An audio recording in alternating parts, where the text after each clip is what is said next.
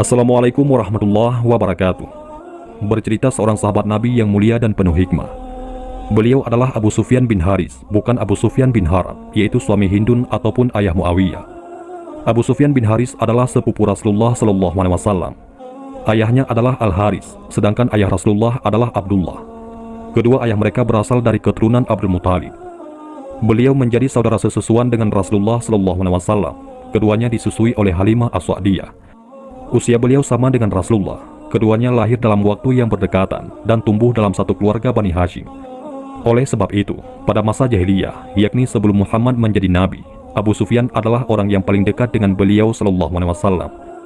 Sehingga beliau mengira bahwa Abu Sufyanlah orang pertama yang akan menerima dan membenarkan dakwah Nabi Muhammad SAW. Namun, perkiraannya meleset. Karena begitu Rasulullah mengumumkan dakwahnya dan memperingatkan keluarganya, berkobarlah api kebencian dalam jiwa Abu Sufyan bin Al-Haris terhadap Rasulullah. Persahabatannya dengan beliau SAW berubah menjadi permusuhan, dan jalinan kekerabatan berubah menjadi kebencian. Maka hancurlah sudah hubungan mereka selama ini. Abu Sufyan adalah seorang penunggang kuda yang handal dari kalangan Quraisy dan seorang penyair yang ahli. Maka beliau menggunakan ujung pedang dan lisannya untuk memerangi Rasulullah dan memusuhi dakwahnya. Abu Sufyan menggunakan keahliannya dalam bersyair untuk mencela Rasulullah dan mengeluarkan kata-kata yang buruk kepada Rasulullah SAW. Dan dia yang selalu memberi rencana untuk menyiksa mereka. Permusuhan Abu Sufyan bin Al-Haris dengan Rasulullah berlangsung sangat lama, yakni 20 tahun. Selama itu, Abu Sufyan tidak pernah berhenti dalam mencela Rasulullah SAW dan kaum muslimin. Sesaat sebelum Fathul Makkah, Abu Sufyan ditakdirkan masuk Islam. Sebagaimana yang diriwayatkan oleh Ibnu Abbas radhiyallahu anhu, Abu Sufyan bin Al-Haris bercerita, tatkala Islam telah tegak kokoh dan kuat, Nabi dan kaum muslimin hendak menaklukkan kota Makkah dengan seluruh kekuatannya. Kemudian berita tersebut sampai kepadaku dan kaum Quraisy pada umumnya. Maka aku pun merasa bumi yang luas ini terasa sempit. Aku berkata pada diriku, kemana aku akan pergi? Siapa yang akan berteman denganku? Dengan siapa aku akan hidup? Kemudian aku menemui istriku dan anak-anakku. Aku berkata pada mereka, bersiap-siaplah untuk pergi dari Makkah, Muhammad sudah hampir tiba. Jika kaum muslimin menangkapku, maka aku pasti akan dibunuh, tidak ada jalan lain. Mereka berkata, apakah sampai saat ini kamu belum membuka matamu, bahwa orang-orang Arab dan orang-orang Ajam sudah tunduk dan patuh kepada Muhammad, masuk ke dalam agamanya. Sebaliknya, kamu masih saja memusuhinya. Padahal sebenarnya, kamu adalah orang yang paling pantas untuk mendukung dan membantunya. Ketika aku mengajak keluargaku keluar dari Makkah, justru mereka terus merayuku untuk masuk agama Islam, mendorongku untuk mengikuti agama Muhammad. Dan akhirnya, Allah melampangkan dadaku kepada Islam. Saat itu juga, aku bangkit dan berkata kepada hamba sahayaku, yaitu Mazkur, siapkan seekor unta dan seekor kuda untukku. Aku membawa anakku Ja'far, lalu kami menuju Abwa, di antara Makkah dan Madinah. Aku mendengar bahwa Muhammad sedang singgah di sana. Ketika mendekati tempat tersebut, aku menyamar sehingga tidak ada yang mengenaliku. Kalau ada yang mengenaliku, pasti aku akan dibunuh sebelum aku bertemu dengan Muhammad dan mengumumkan keislamanku. Aku berjalan sejauh kurang lebih 2 mil, sedangkan pasukan muslimin barisan terdepan berjalan menuju Makkah. Dan aku berusaha menghindari jalan mereka, karena khawatir jika mereka mengenaliku dan membunuhku. Pada saat itu, tiba-tiba Rasulullah muncul dengan rombongannya. Maka aku menampakkan diri di hadapan Rasulullah. Aku membuka wajahku. Lalu ketika Rasulullah SAW melihat wajahku, beliau langsung mengenaliku dan langsung memalingkan wajahnya ke arah lain. Lalu aku menghadap ke wajah beliau. Akan tetapi, Rasulullah berpaling lagi ke arah lain hingga berulang-ulang. Aku yakin ketika aku menghadap Rasulullah SAW, beliau akan berbahagia dengan keislamanku. Begitu juga dengan para sahabat. Namun ketika mereka melihat Rasulullah berpaling dariku, justru mereka juga ikut memalingkan wajahnya dan bermuka masam terhadapku. Akhirnya aku pun bertemu dengan Abu Bakar, namun ia juga berpaling dariku. Kemudian aku menemui Umar, ia juga berpaling dariku lebih jauh dari Abu Bakar.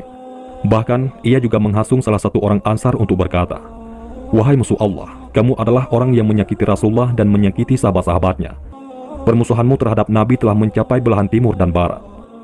Orang Ansar ini terus mencela dan memakiku, meninggikan suaranya, sampai-sampai kaum muslimin memandang tajam kepadaku, dan merasa senang dari apa yang aku alami. Ketika Rasulullah tiba di Jufa, aku duduk di pintu tendanya, sementara anakku, yaitu Ja'far tetap berdiri di dekatku. Ketika beliau keluar dari tenda, beliau melihatku dan masih memalingkan wajahnya dariku. Namun aku belum berputus asa untuk mendapatkan maafnya. Hal itu berlangsung lama sampai aku merasa sedih karenanya. Aku pun berkata kepada istriku, Demi Allah, Rasulullah harus memaafkanku, atau aku akan menggandeng tangan anakku ini, kemudian aku akan membawanya pergi tanpa tujuan, sampai kami mati kelaparan dan kehausan. Ketika berita tentang niatku ini sampai kepada Rasulullah, beliau merasa iba denganku. Lalu saat keluar dari tendanya, beliau SAW melihatku dengan pandangan yang lebih lunak dari sebelumnya, dan aku berharap beliau tersenyum kepadaku. Kemudian Rasulullah SAW masuk Makkah, dan aku masuk ke dalam rombongan beliau. Aku benar-benar belum merasa dimaafkan oleh Rasulullah sampai perang Hunain terjadi. Peristiwa Islamnya Abu Sufyan bin Al-Harits di perang Hunain. Sebenarnya Abu Sufyan masuk Islam ketika terjadi Fathul Makkah. Namun keislaman Abu Sufyan nampaknya belum cukup membuat Rasulullah memaafkannya, sebab atas perbuatannya di masa lalu terhadap beliau SAW. Sebagaimana yang kita ketahui, Abu Sufyan mempengaruhi orang-orang Quraisy untuk memusuhi Nabi SAW. Dalam perang Hunain, orang-orang Arab bersatu untuk memerangi Rasulullah. Mereka para kaum kafir mengumpulkan bala tentara yang sangat banyak dan belum pernah mereka kumpulkan sebelumnya, serta menyiapkan peralatan perang yang belum pernah mereka siapkan sebelumnya. Ini semua dilakukan demi berhadapan dengan pasukan Nabi atau kaum muslimin. Para kafir Arab bertekad agar pasukan tersebut merupakan pasukan pembunuh bagi Islam dan kaum muslimin. Setelah semua siap, Rasulullah keluar untuk menghadapi mereka dengan bala tentara beliau. Abu Sufyan pun tidak mau ketinggalan. Tatkala Abu Sufyan bin Harits melihat jumlah pasukan kaum musyrikin yang besar, beliau berkata, "Demi Allah, saatnya bagiku menebus permusuhan yang selama ini aku lakukan kepada Rasulullah. Beliau harus melihat kiprahku yang membuat Allah meridaiku dan membuat beliau memaafkanku." Di saat itu, Abu Sufyan melihat Rasulullah, maka beliau korbankan bapak dan ibunya demi Rasulullah. Beliau tetap teguh di tengah medan perang, di atas bagal yang abu-abu, seolah beliau adalah gunung yang menjulang kokoh. Beliau menghunus pedang, membela diri dan orang-orang yang ada di sekitar beliau layaknya singa yang mengamuk. Saat itu Abu Sufyan turun dari kuda, ia memecahkan sarung pedangnya, dan Allah mengetahui bahwa Abu Sufyan ingin mati demi membela Rasulullah SAW. Di lain sisi ada pamannya, yaitu Al-Abbas yang memegang kekang baga Rasulullah dan berdiri di samping beliau. Sementara Abu Sufyan berdiri di sisi yang lain, ia memegang pedang dengan tangan kanan untuk membela Rasulullah. Tatkala Nabi melihat kegigihan Abu Sufyan dalam melawan musuh, beliau berkata kepada pamannya, yaitu Al-Abbas radhiyallahu anhu, "Siapa dia?" Abbas bin Abdul Muthalib menjawab, "Dia adalah saudaramu, sepupumu, yaitu Abu Sufyan bin Al-Harits. Maafkanlah dia, wahai Rasulullah."